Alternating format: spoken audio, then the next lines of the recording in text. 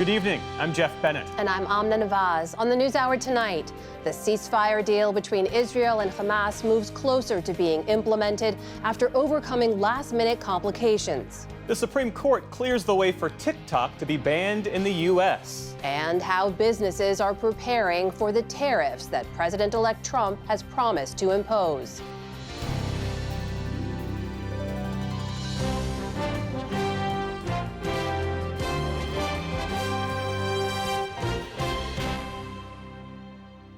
Major funding for the PBS NewsHour has been provided by friends of the NewsHour, including Jim and Nancy Bildner, and the Robert and Virginia Schiller Foundation. The Judy and Peter Bloom Kovler Foundation, upholding freedom by strengthening democracies at home and abroad.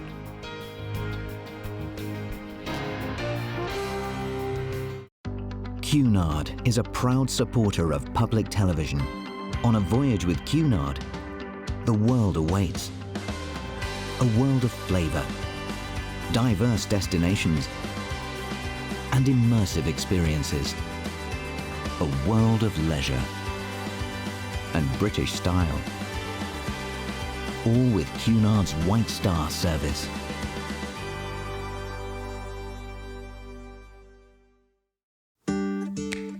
The John S. and James L. Knight Foundation, fostering informed and engaged communities. More at kf.org.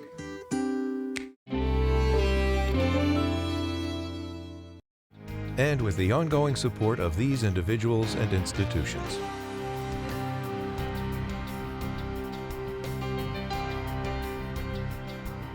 And friends of the NewsHour.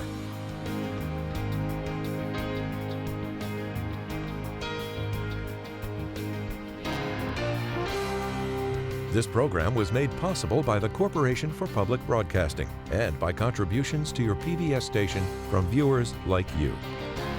Thank you. Welcome to the NewsHour. Tonight, Israel's cabinet is considering the ceasefire and prisoner exchange deal with Hamas after Prime Minister Benjamin Netanyahu signed off on the agreement last night. The deal would go into effect Sunday local time. In a moment, Nick Schifrin speaks with the United Nations Coordinator for Humanitarian Relief, who's just been appointed envoy for Mideast peace. But he starts with this report on the tense hours before the fighting is expected to stop. Tonight in Gaza, one of Israel's final strikes, as Prime Minister Benjamin Netanyahu and the cabinet debate the ceasefire expected to begin on Sunday. Culture Minister Miki Zohar. We hope that in the future we will be able to finish the job in Gaza. This is something that we want to do, but now we want to bring our people back home. Gazans who today are still grieving their dead, still desperate for food, know the war could resume after the 6-week ceasefire. But there is cautious hope these scenes, this deprivation, will soon be past. When they said there would be a truce, we were so happy we couldn't sleep all night and all day. We're exhausted from our exhaustion. Our youth is gone. Our lives are gone. Our world is gone. You can't take out 2, 10, 12, 1,500 people. Last night on MSNBC, President Biden said he pushed Netanyahu to be restrained in Gaza. I said, you can't be carpet bombing these communities. And he said to me, well, you did it. You carpet bombed, not his exact words, but you carpet bombed Berlin. You dropped a nuclear weapon. You killed thousands of innocent people because you had to in order to win a war. I said, but that's why we came up with the UN. And it is the UN planning to surge humanitarian trucks into Gaza starting Sunday. Joining me now is Sigrid Kaag, who just today was named UN Special Coordinator for the Middle East Peace Process, adding that portfolio to her other job, the UN Senior Humanitarian and Reconstruction Coordinator for Gaza. Sigrid Kaag, thanks very much. Welcome back to the NewsHour. Congratulations on the new job. You enter this peace process job with a transformed region, Iran and its proxies on its back foot, a new U.S. president who's close to the Israeli government, and the Arab world's willingness to normalize with Israel if Israel takes steps toward a Palestinian state. So do you see this as a moment of opportunity for the peace process? Well, I think we've gone through deep crisis in the region, and this is indeed a moment of potential opportunity. We all need to seize the moment, starting, of course, with the crisis in Gaza, securing successful implementation of the ceasefire, but looking at the horizon, which is a safe and secure Israel alongside the establishment of a viable, independent Palestinian state. The current Israeli government has resisted the two-state solution, and some of its members are talking about annexation in the West Bank. Where does that leave the peace process? It's rendering the prospects of the realization of a two-state solution even further out of sight. But coming back to your opening question, are we at an historical moment, potentially with new opportunities? I would say yes, but it depends on many factors and above all, political will and leadership to see this through. The ceasefire that has been agreed upon by the Israeli cabinet today, which allows for a humanitarian surge into Gaza. Is the UN ready, and are there conditions in Gaza that will allow for that humanitarian surge to arrive? The UN is as ready as it can be. Obviously, there's a lot of work ahead of us. Conditions in Gaza are appalling. It will be very hard to deliver aid as we would like to. We don't have a mechanism on law and order because we don't have clarity on what the governance will be for and in Gaza. In recent months, it's been extremely difficult to work, not just because of the fighting that goes on, but also the criminality and looting that takes place. That doesn't disappear overnight. So we have to work in very insecure conditions. I don't expect that it will see miracles on day one in Gaza, but as a collective effort, everybody is working to prepare to make sure we try as best as possible. Today, can you describe the scale of the scarcity in Gaza? Nowadays, one is surprised if you see children wearing shoes in Gaza. There's no winter clothes. There's no shelter. It's ramshackle at best. Adults go by with one meal a day max, and mostly it's not a hot meal. Mothers save food from their mouth, literally, to give it to their children. Children spend their days rummaging through garbage belts, looking for anything that could be tradable.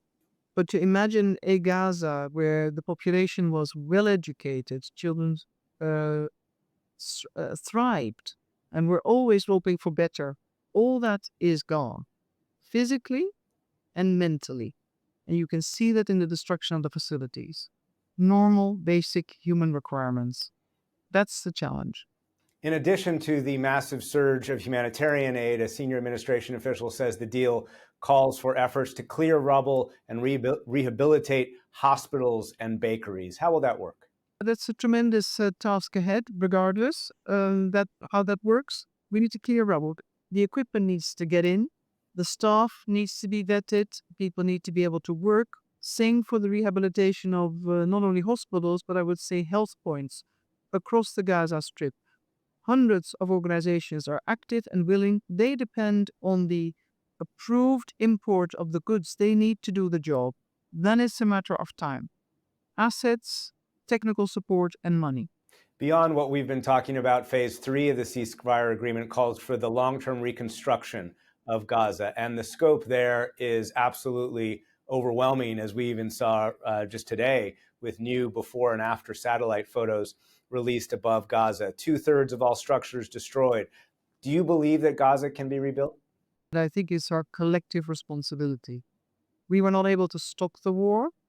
Children need to go to school. They need to be learning. Pregnant mothers need to be seen by doctors, need to be giving birth in decent conditions. And the story goes on. And in the 21st century, I believe we can do it if we want to. And I think we owe that. We owe that both to Israeli citizens and we owe it to the Palestinians. Sigrid Kaag, thank you very much. Thank you. The negotiations that led to the Hamas-Israel ceasefire agreement took months and months. In the room and at the center of the talks, representing the United States, was Brett McGurk, White House coordinator for the Middle East and North Africa. He joins me now. Brett, welcome to the NewsHour. Thanks for being with us. Thanks so much for having me. So you have been on the front lines of these efforts to end this war. Take us inside the negotiations, if you can. At any point over the last several months, did you just worry you were never going to get to a deal? The president laid out this framework in May, at the end of May. and the Israelis agreed to it. And in August, we actually thought we were getting close to a deal. The U.S., Egypt, and Qatar, we put together, we call it a mediator proposal, to try to bridge some differences. I have to say, Hamas never accepted the deal. Hamas never agreed to release hostages other than solely on its terms, which was basically for the Israeli forces to totally leave Gaza, permanent ceasefire, and go back to October 6th, kind of bygones be bygones, and no Israeli government was going to do that. And then we had 6 hostages killed in a tunnel underneath southern Gaza, underneath Rafah, including an American, Hirsch Goldberg. And we pretty much concluded that with the current leadership of Hamas, and given the regional situation at the time, in which Hamas believed that a multi-front war that had been opened up against Israel with the behest of Iran, it was not going to do a deal. So we had to change the equation, and that's really what we did.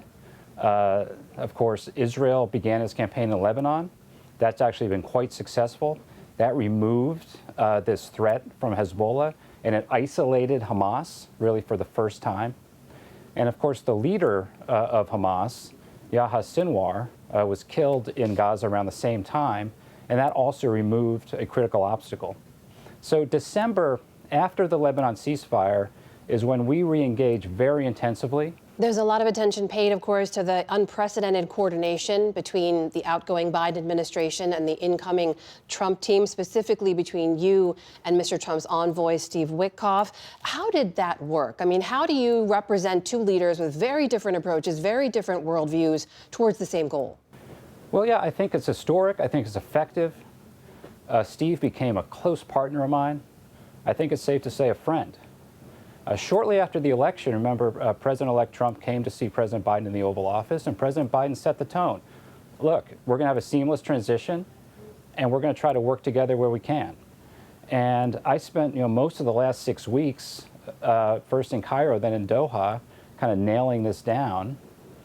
And it was at the end of December, Amna, this is a critical point. It was at the end of December for the first time in a year, Hamas agreed to a list of hostages that it was prepared to release in the first phase of a deal over 6 weeks.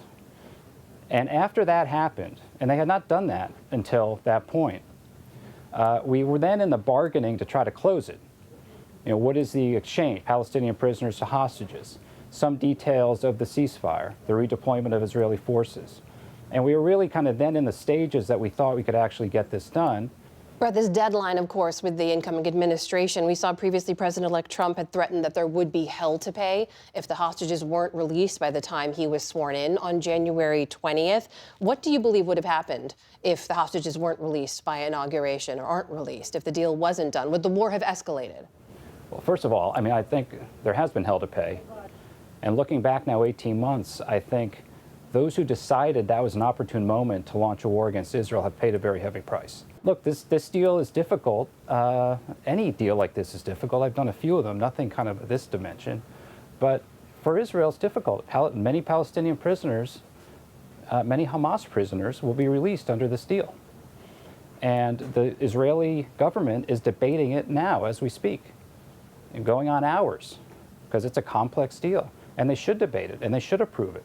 I'm very confident they will. President Biden has spoken about this deal since it was announced. In an interview just last night, he said that within the first 10 days of the war, he shared this for the first time, that he met with Netanyahu, and he told him back then, quote, "You can't be carpet bombing these communities." He said Netanyahu said back to him, "Well, you did it," referring to the U.S. bombing in World War II and the U.S. nuclear bombing in Japan. In other words, justifying the mass civilian casualties to come. The discussions in those early days was about the extreme difficulty of an enemy that has hundreds of miles of tunnels underground and a civilian population that, of course, is not allowed in those tunnels and that has nowhere to go. And how do you do this? We're now at more than 46,000 Palestinians dead, the vast majority of them women and children. I guess the question now left for the U.S. to answer, is that proportionate? Are those 46,000 deaths proportionate for the attacks on October 7th? Well, we just negotiated a ceasefire, ultimately, we hope, if it goes through all 3 phases, that ends the war. And the only way to end the war was a hostage deal. Hamas has reneged before, even attempted to in the last few days. We know Mr. Netanyahu is still under pressure back in Israel from a part of his government that doesn't want this deal. How tenuous is this ceasefire? We worked tirelessly to nail down literally every single conceivable detail. Every Palestinian prisoner that will be released, the rules of the road for the ceasefire, exactly where Israeli forces will be and won't be, what Hamas can do, what they can't do, all the provisions for humanitarian aid. So it is all outlined. It is clear what all the parties need to do. I think this deal has broad support amongst the Israeli people. And of course, the Gazans who have been living in hell. We've said that multiple times. This will bring relief, needed relief. Finally, a ceasefire, a surge in aid, and stopping the war. Brett McGurk, White House coordinator for the Middle East and North Africa. Thank you so much for joining us, Brett. Good to speak with you. Amna, thank you so much. And just moments ago, after I spoke with Brett McGurk, we received word that Israel's cabinet has now approved the ceasefire agreement.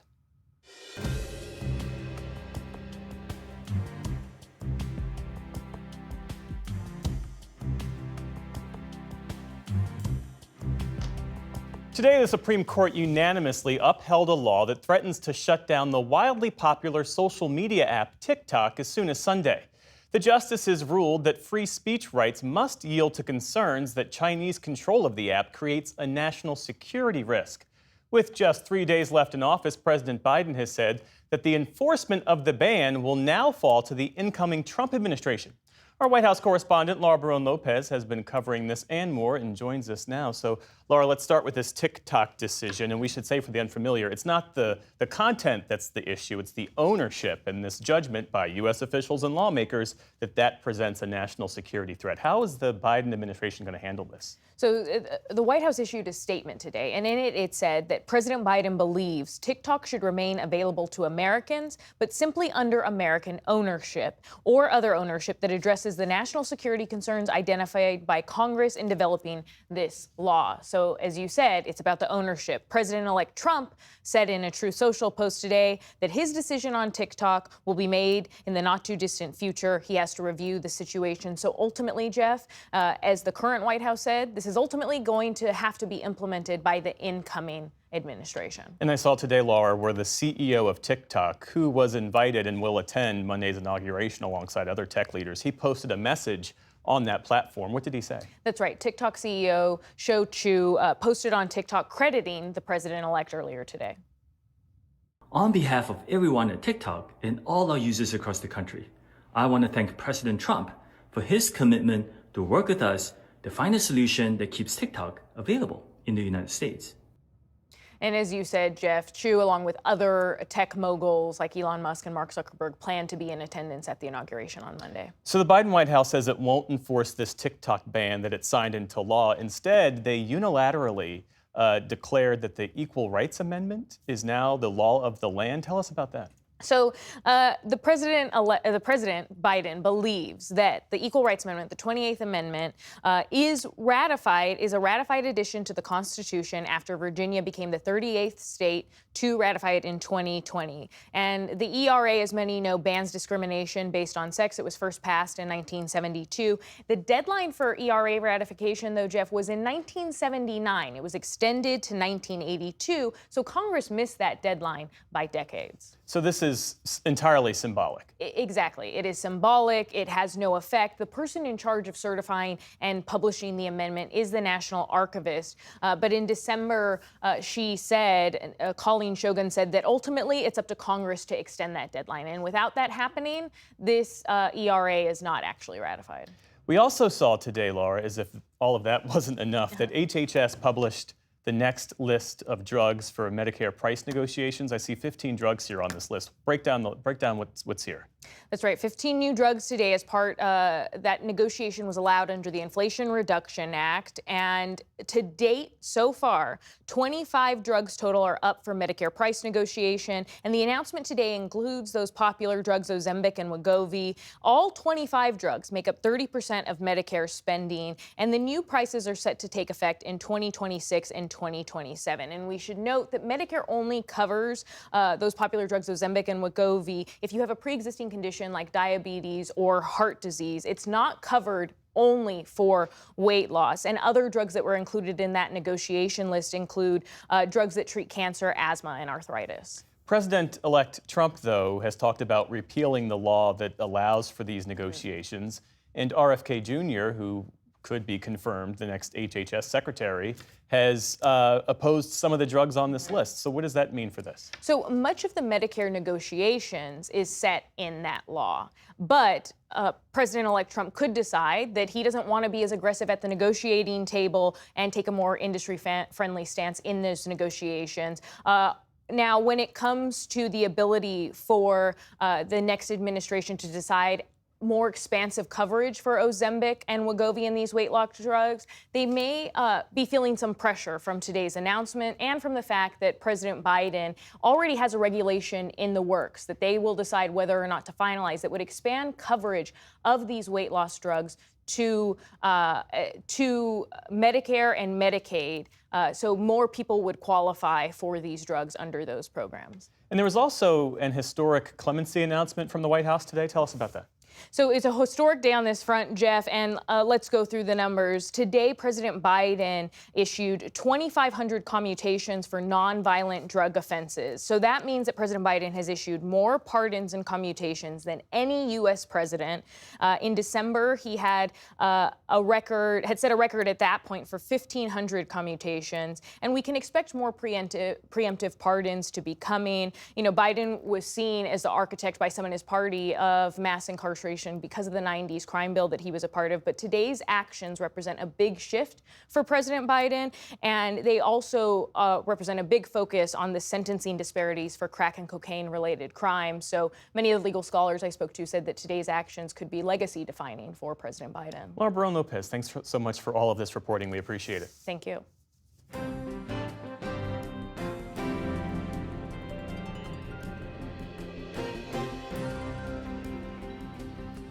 Today, another of President-elect Trump's picks for a key cabinet position faced questions from senators on Capitol Hill at a confirmation hearing. Kristi Noem is the governor of South Dakota and is being considered to run the Department of Homeland Security. Here's Lisa Desjardins. Governor Noem, please stand and raise your right hand. South Dakota Governor Kristi Noem is already known on Capitol Hill, but today she personalized her biography. Now, I'm a wife and a mother and a grandmother, a farmer, rancher, business person. I've served in our state legislature, in Congress for 8 years, and also a governor. And she is now President-elect Trump's pick to run the Department of Homeland Security. If confirmed, she'll oversee 240,000 employees tasked with securing the country from threats, dominating the conversation, border security, including Trump's plan for mass deportations. Noem said she would prioritize criminals. Getting criminal aliens off of our streets and out of the country will help American communities be safer again. At the border, Noem said she would sharply limit legal parole and asylum programs, as well as ending the CBP One app used by asylum seekers. She was asked about the role of Trump's border czar, Tom Homan, who does not need Senate confirmation. Noem did not answer if he would give direct orders to border agents. The president will be in charge of the border. Noem won praise from the Republican side of the dais. I think it's great that you're a governor and you bring that expertise to the table. But Democrats questioned her experience and readiness. Senator Andy Kim of New Jersey asked for her list of top extremist threats to the U.S. Since I'm not in the role today, I shouldn't get into specifics with you, but I think you can at least get into specifics about what organizations that are out there. Yes, so I just wanted to get a sense of your knowledge of the all the organizations. traditional terrorist organizations that have always threatened the United States. Such but I would also say, Hamas, ISIS, continuing down that path of those terrorist organizations. She aimed to reassure them, saying she would administer the office fairly. I will deliver the programs according to the law, and that it will be done with no political bias. And if the programs change, or if you decide to change the rule of law, then I will follow that. Noem's confirmation is expected in the next week or two. For the PBS NewsHour, I'm Lisa Desjardins. In the day's other headlines, President-elect Trump says he and Chinese President Xi Jinping will solve many problems together after the two leaders spoke on the phone today.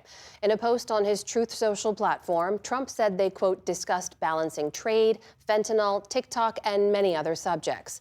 For his part, President Xi congratulated Trump on his second term and said that China hopes for a, quote, good start of the China-U.S. relationship during the new U.S. presidency. Trump has threatened to slap 60% tariffs on all Chinese imports coming to America, but he's also spoken highly of his past relationship with China's leader. The Trump-Xi call comes as China reported a third straight annual decline in population last year. Figures out today showed an overall population of just over 1.4 billion people at the end of 2024. That's down by nearly 1.4 million from the previous year. Experts say that people are living longer, but that hasn't offset a decline in new births as young people focus on work instead of starting families. In the meantime, China also announced today that its economy grew 5% last year. That is slower than the year before, but it's in line with Beijing's targets. In Moscow, the leaders of Russia and Iran deepened their countries' ties today.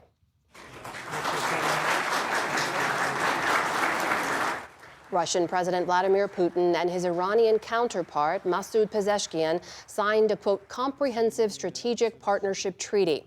It covers trade and military cooperation, plus areas like education, science, and culture. The pact comes as both countries face damaging Western sanctions. The U.S. has accused Iran of providing drones to Russia for its war in Ukraine. Both countries have denied this. Back in this country, Ohio's Lieutenant Governor Jon Husted will fill the Senate seat left vacant by Vice President-elect J.D. Vance. Governor Mike DeWine announced his choice today after months of speculation. The 57-year-old Republican is a former Ohio House Speaker and Secretary of State. Vance served in the Senate for less than 2 years before being tapped to run with President-elect Trump. Husted will serve until December of 2026. A special election will be held that November to fill the last 2 years of Vance's 6-year term. Firefighters in Los Angeles are taking advantage of more favorable wind conditions today as they battle blazes that have been burning for more than a week. At last check, the Palisades fire was 31% contained. The Eaton fire, which has devastated the community of Altadena, was 65% contained. CAL FIRE officials warned that the gusty Santa Ana winds will pick up again next week, putting tens of thousands of Angelenos at risk. With this weather that we have here, we'll take a little respite from the active burning conditions we've had for a couple of days, but in the near future, we could be right back into those critical burning conditions. The wildfires have killed at least 27 people and destroyed some 12,000 properties so far in the Los Angeles area. SpaceX says a fire may have caused its Starship rocket to break apart during its test flight yesterday. The booster made it back to a landing pad safely, but the rocket broke up in space about 8 minutes after liftoff. Eyewitness video caught debris from the spacecraft raining down over Turks and Caicos in the Atlantic. Flights near the falling debris had to be diverted. The Federal Aviation Administration today ordered SpaceX to investigate what went wrong. On Wall Street today, stocks rallied to close out the week. The Dow Jones Industrial Average jumped more than 330 points. The Nasdaq surged nearly 300 points, or about 1.5%. The S&P 500 also closed firmly in positive territory. And acclaimed British actress of stage and screen, Joan Plowright, has died. If he would despise me, I would forgive him. But if he loved me to madness, I will never requite him. Considered one of the greatest actresses of her generation, Plowright won a Tony Award and 2 Golden Globes over a 7-decade career. She was also the widow of actor Laurence Olivier, her partner in art and in life. They were married for 28 years and worked together on a number of plays. Plowright enjoyed success late in life in such films as 101 Dalmatians and Enchanted April, which garnered her an Oscar nomination. She described her beginnings on stage as a passion, an outlet, and a calling. No, I think there was a rebel always inside. But I think I never had the total confidence to behave as I felt until I was allowed onto the stage. Then it could come out in other characters. Plowright was made a Dame Commander of the British Empire in 2004 for her lifetime of contributions to the arts. Dame Joan Plowright was 95 years old. Still to come on the NewsHour, David Brooks and Jonathan Capehart offer their takes on the end of the Biden administration. And Amanda Gorman shares her new poem about the California wildfires. This is the PBS NewsHour from the David M. Rubenstein Studio at WETA in Washington, and in the West from the Walter Cronkite School of Journalism at Arizona State University. Countries and businesses around the world will be watching to see just how quickly President-elect Donald Trump imposes new tariffs after he takes office on Monday, and how steep those tariffs may be. PBS NewsHour special correspondent and Washington Post columnist Catherine Rampell reports on how some companies are already preparing. So this is one of our newer products that's made with our new Supro Comfort technology. When Donald Trump won in November, Rick Muscat's first call was to China. Called our major supplier, found out how many more pair they could make for us before they closed for Chinese New Year. We bought 30,000 pair that day. Trump has threatened 60% tariffs or taxes on Chinese-made goods, which might include all the shoes Muscat's company, Deer Stags, sells. We import and distribute around the United States both men's and boys' shoes. We call it affordable comfort fashion. He says shifting production here is not an option, given labor costs. Shoes have over 200 operations, and there's a lot of labor in the making of shoes. Plus, there's no factories here to move production back, so we don't have the option. Stocking up early was risky. His shipment might not arrive before new tariffs start. You're tying up your capital, you're paying storage, and you're making decisions on what you think the consumer is going to buy well in advance of when the consumer decides what they want to buy, and sometimes you're wrong. We see about a 20% increase in bookings relative to expected. Ryan Peterson is CEO of Flexport, a trade and logistics company. There's a lot of uncertainty about where the tariffs will be, where they'll land, but one thing you know is they're probably coming, and so the easiest thing to do is, if you can, move the goods in early and get them here before the tariffs hit. Firms also look for creative ways to duck future tariffs. Customs brokers have all sorts of strategies to help you with tariff engineering. You could change the components of your product, that if the components are 51% polyester versus 49% polyester, that's a different duty code. After Trump's earlier trade wars and COVID, many companies began moving their supply chains, but mostly not to the U.S. The biggest winner for sure was Vietnam, Mexico, probably right up there, and has continued to move for many years because of the cost of labor. So you see a lot moving into Thailand, Malaysia, Cambodia, India, throughout Latin America. But these moves carry geopolitical risk. Jordan, which is a peaceful place, but is surrounded by all kinds of conflict. And so a number of our customers who set up manufacturing in Jordan in order to take advantage of free trade agreements quickly found out, oh, wow, it's like not that easy. Their new location could get hit by tariffs too. So we've been working to onboard this factory in Mexico for about 2 years. Jenny Goodman co-founded Tillit, a hospitality workwear company, with her partner Alex McCreary. They thought they were smart to diversify production away from China and Colombia. So Mexico was sort of a buffer for that should there be any issues in Asia moving forward. Then in November, Trump threatened huge tariffs on Mexico too. So it feels a little bit like whack-a-mole. Yeah, a little bit like a whack-a-mole. Tillit does produce 10% of its products, the more expensive seasonal fashion collection, here in New York. Are you trying to find alternatives here domestically? Not at the current moment.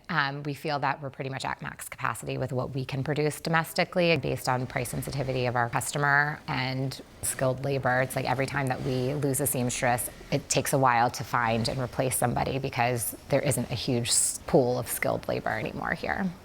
Tariff threats have stressed their business. We have some really big orders that we've been working on for about 15 months now, and we've quoted those orders sourcing out of our factory in China. So if there's a 10% increase and our margin is slim because it's a huge order, that could really impact whether we have to A, raise prices, or B, take an even worse margin hit. Their Mexican factory partner has agreed to absorb some of the tariff risk. But some costs would have to get passed on to customers, and they might find that hard to swallow.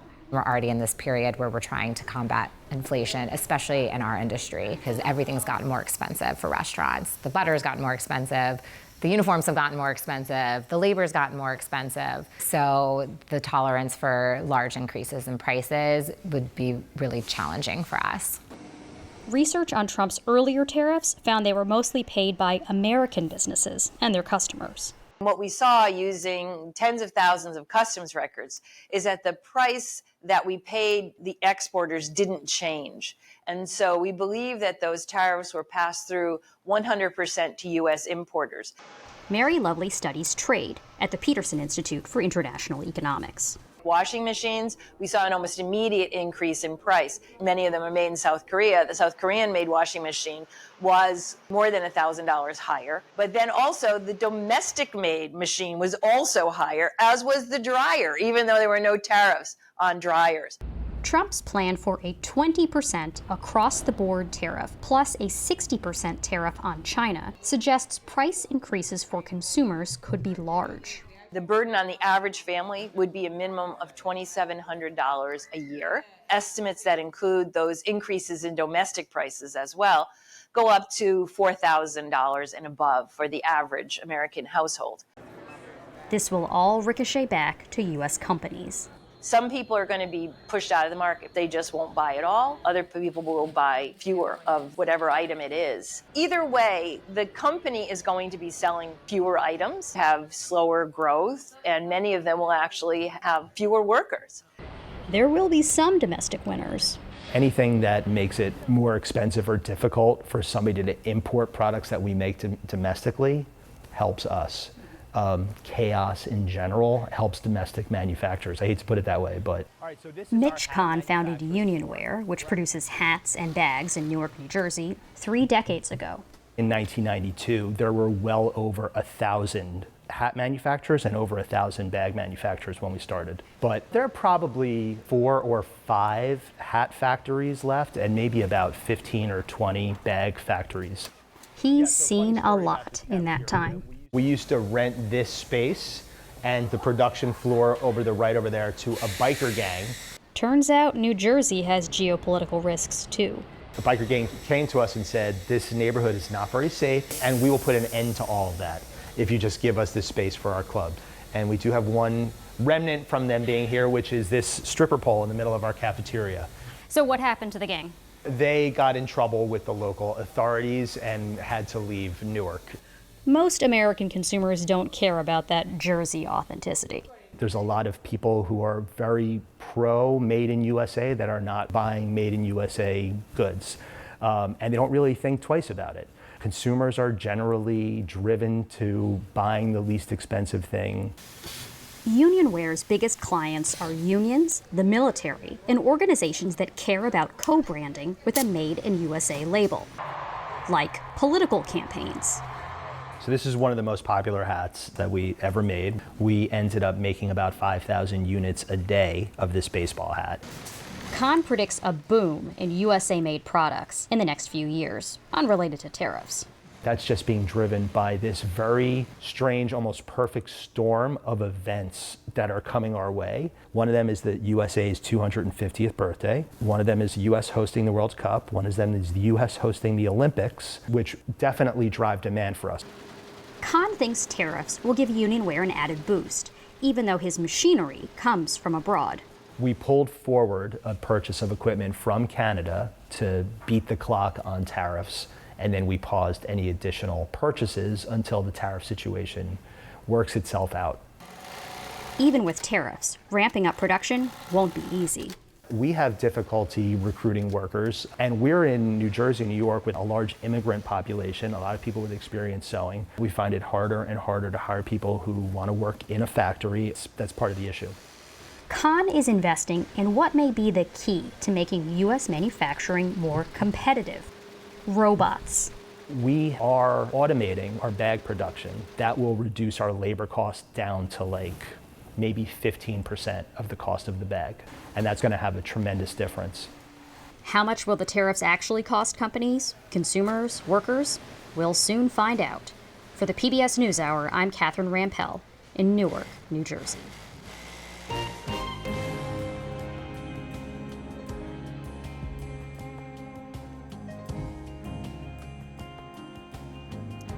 With one administration leaving office and another coming in, we turn to the analysis of Brooks and Capehart.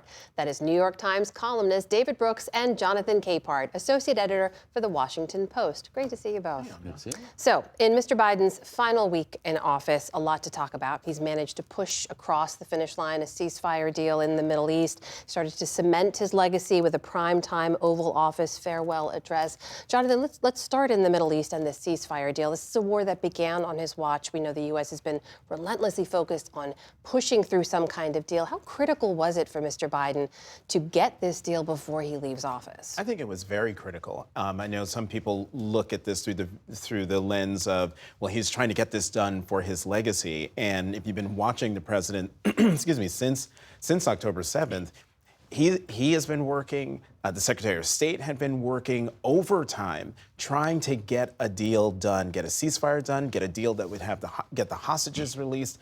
And I think it was very critical for him with Trump's inauguration coming. Let's get this done. Let's get these people home. Excuse me. Go ahead, David. David, the idea, and we've also been reporting on this, that this was as a result of coordination, right? Between Biden's team on their way out and Trump's team before they've even come in. What does that say to you? Yeah, it was unusual and refreshing. Brett McGurk, who was on the show earlier, he was there, and then elsewhere in the Middle East was the Trump people, and they were both working together, and the Trump people very graciously said, it's the Biden administration, they're the senior partner, we're the junior partner here. But I do think it was Donald Trump's pressure that really sealed the deal, because Israel had to swallow a lot for this deal. They're trading away a few hostages, some of them dead, in exchange for terrorists, a lot of them. And so that Israel didn't want to do that. The thing that worries me is the corridor that separates Gaza from Egypt, through which military supplies can go into Gaza. That may go into Hamas or Gaza hands. So it's a high price. But I think, and so there's no celebration in Israel. But on the other hand, the war's over, and some of the suffering will go back, and the Gazans could go back and begin to rebuild their homes. So it's a major accomplishment on a bipartisan basis. Please, Jonathan. But I would just say that this deal is a three-step deal. Yeah. And this first step might be the easiest one. So we're not out of the woods yet. That's right. And it hasn't gone into place just yet either, we should note. So holding our breath. Meanwhile, I know you were both watching, of course, as he spoke to the nation for the fifth and the final time from the Oval Office. Here, in part, is what Mr. Biden had to say. Today, an oligarchy is taking shape in America of extreme wealth, power, and influence that literally threatens our entire democracy, our basic rights and freedoms, and a fair shot for everyone to get ahead. Jonathan, for a final address to Americans, it was less about listing accomplishments, really more of a warning for the future. Was that what you expected from the president? Actually, I did. And he did tout his accomplishments. But as he did when he announced his candidacy for the 2020 election, he got into the race because he was concerned about the future of the country. And I think it's a rather fitting but also sad bookend that he's leaving office with really big concerns about the country, concerns that I think we should take to heart and keep our eyes open, because he's talking about an oligarchy. We're about to see some of the world's richest people, richest men, there at the inauguration for Donald Trump. And what that means for Americans, for how they get their news and information, a whole host of things, which I think the president was getting at. David, what do you make of that? Of course, it's normal for presidents on the way out to do a big warning. So George Washington, Entangling Alliances, Dwight Eisenhower, the military-industrial complex. So he did oligarchy. I think he's right. There is an oligarchy, but it's completely bipartisan. Most billionaires in this country are Democrats. You go to, I speak at Aspen every year. I think I know something about billionaires. and there used to be one Republican, one Republican, this guy named Fred Malik, who unfortunately has left us. But like the Hollywood, New York, San Francisco, these are Democratic places. The Democratic Party has half the country, but about 75% of the GDP of this country. So there is a Democratic oligarchy and a Republican oligarchy. And so to say it's all because of Elon Musk, well, that's part of it, but there are a lot of billionaires on the Democratic side. The thing about Biden is, like, you know, we go around the country, we've followed him for decades now. He's done a wonderful job over the course of his career, just a wonderful job. And I go around the country in New York State or Ohio, and there are manufacturing jobs coming back. But as Frank Foer wrote in The Atlantic today, his job was to fight authoritarianism. The whole thing was to preserve democracy. And the election of Donald Trump suggests that to some large degree, he failed at that large mission. And so in some sense, a wonderful guy, he's been a great public service, but there's a sadness and a tragedy at the end of this. I don't know if it's so much that he failed, because he did try, and lots of people criticized him for talking about it, including some of us in the media. But I go back to a question that I asked, I believe, around the table when we were here for the marathon election night coverage, that I just wondered if, with these results, the American people just sort of gave up on democracy, or wanting to, hey, let's try this authoritarianism, this guy who has told us what he wants to do, let's give that a shot. That's the thing that concerns me the most. Well, we did this week start to see the contours of a potential Trump administration with the confirmation hearings, a slew of them unfolding on Capitol Hill. Take a look here at the list. You saw among them the nominees for Secretary of Defense, Secretary of State, Attorney General, Intelligence, Energy, Economic, National Security leaders, too many to name here alone. But David, what did you make of the way they unfolded, in particular, probably among the most contentious for Pete Hegseth, his nominee to be Secretary of Defense? Yeah, I was more or less appalled by that hearing. You know, China is, we're on the walking toward a war with China. The Secretary General of NATO said we've got to get in a war mindset. China's building landing craft to where they can invade Taiwan. They've got microwave weapons that have the force of nuclear power to wipe out our nuclear, our military software. People are warning that they're looking for first-stage nuclear attack on us. H.R. McMaster said that a couple weeks ago. And so it's the most dangerous security situation since World War II. And so what is Pete Hegseth talking about? Wokeness in the military. How trivial. And frankly, the Democrats, what are they talking about? They could have said to Pete Hegseth, what are you going to do about, how does drone warfare affect our confrontation with China? If I may, that is Mr. Trump's pick, though, to be the Secretary of Defense talking about wokeness. Right? Exactly, okay. Exactly. I'm not this is not a pro-Trump speech I'm in the middle of. But then what do the Democrats focus on? Women in combat. Now, I happen to support the idea that a woman, if she qualifies, of course she should be in combat. Is that as important as preventing World War III? No. Talk about it. Talk about the big issues of the day. At the very end, a few Democratic senators, Tammy Duckworth among them, asked some big, serious questions. But you'd have to say, overall, the Republicans were the more intellectually serious group at that hearing. They did ask about shipbuilding. They did ask about drones. They asked about the big substantive issues. But mostly, we sidestepped the major crisis in front of the Defense Department. How did you look at the hearing, Jonathan? Look, Senator Duckworth was going to be my touchstone because, you know, she did basically sort of a pop quiz on Hegseth. You know, can you name, you're going to be doing negotiations, you know, you're going to be doing negotiations with ASEAN. Can you name the nations of ASEAN in your response? And he couldn't. That's outrageous. And the fact that he was picked to be the head of the Defense Department is part and parcel of what Trump has done with virtually all of his nominees, with the exception of maybe Rubio, Burgum, and a couple of others, is just put people in places who look good, who will also do his bidding. Will he get confirmed? Oh, yeah. David, do you agree? I agree. All right.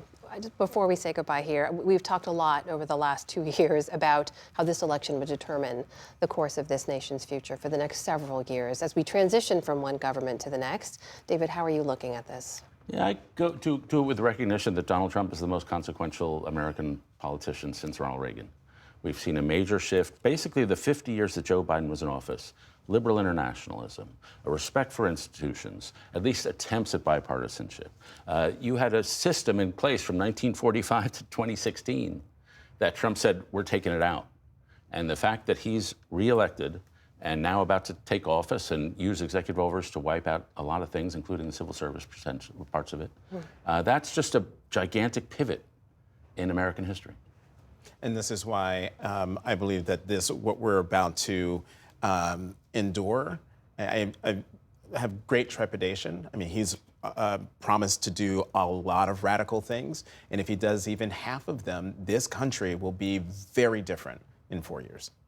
Jonathan Capehart, David Brooks, and you'll be with us on Inauguration Day and for many, many weeks and months to follow. We will talk about all of it. I thank you both. Always good to see you. Thanks, Amna.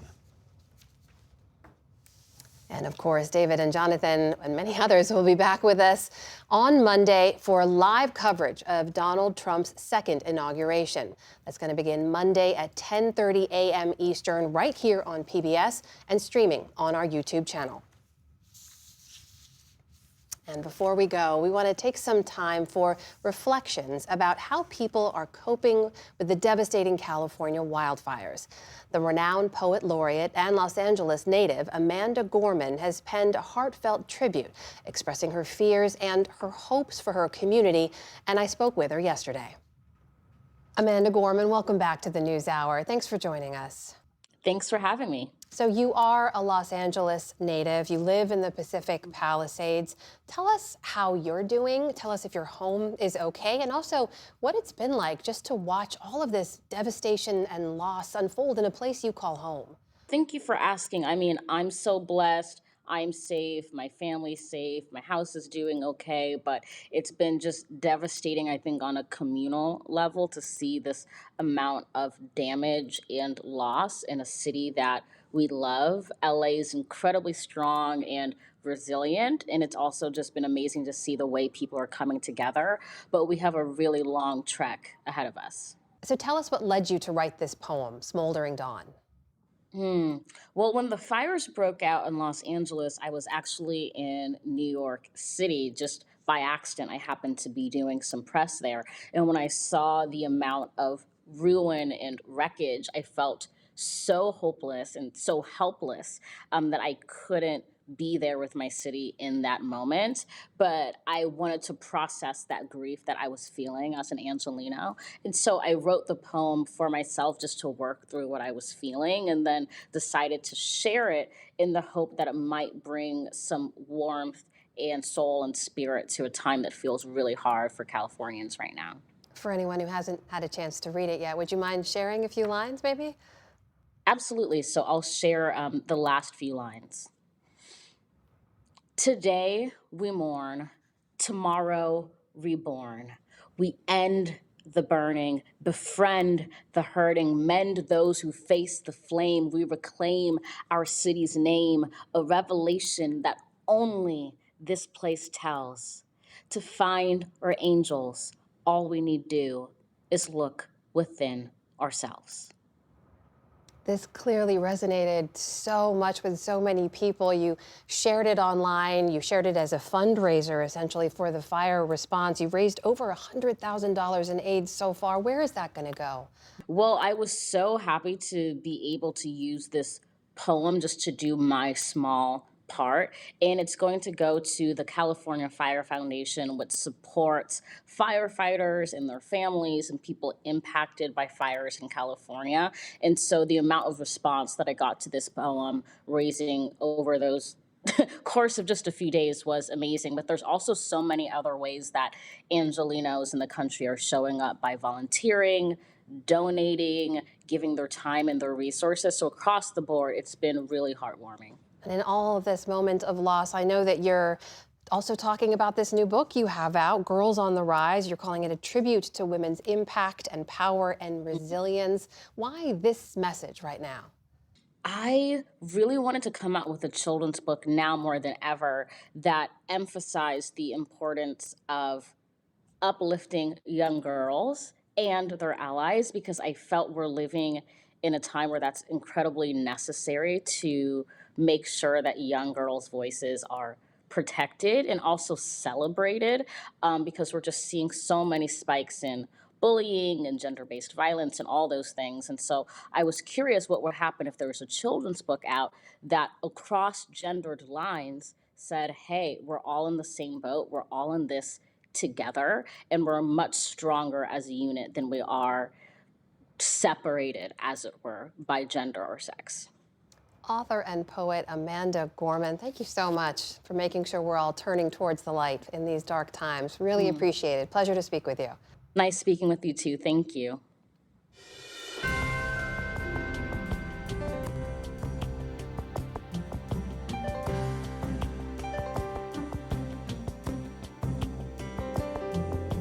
And be sure to watch Washington Week with The Atlantic tonight on PBS. Moderator Jeffrey Goldberg and his panel look at what to expect on Monday when Trump returns to the White House. And on PBS News Weekend, nearly 75 years after a woman was executed for spying for the Soviet Union, a recently declassified document has her son pushing the White House for an apology. And that is the NewsHour. I'm Jeff Bennett. And I'm Amna Nawaz. On behalf of the entire NewsHour team, thank you for joining us and have a great weekend. Major funding for the PBS NewsHour has been provided by the ongoing support of these individuals and institutions, and friends of the NewsHour, including Kathy and Paul Anderson, and Camilla and George Smith. The Walton Family Foundation, working for solutions to protect water during climate change so people and nature can thrive together. The William and Flora Hewlett Foundation, for more than 50 years advancing ideas and supporting institutions to promote a better world at hewlett.org.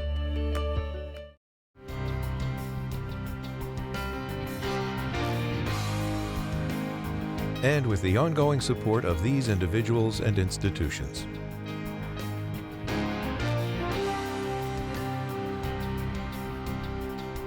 And friends of the NewsHour.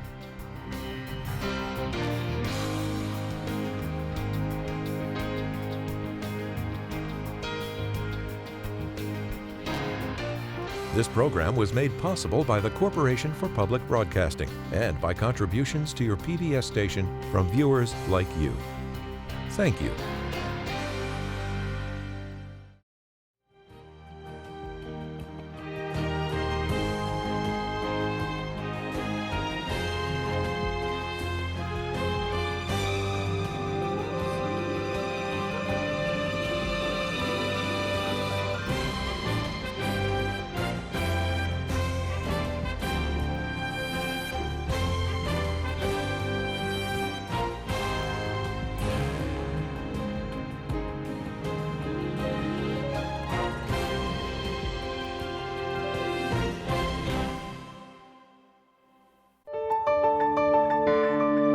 You're watching PBS.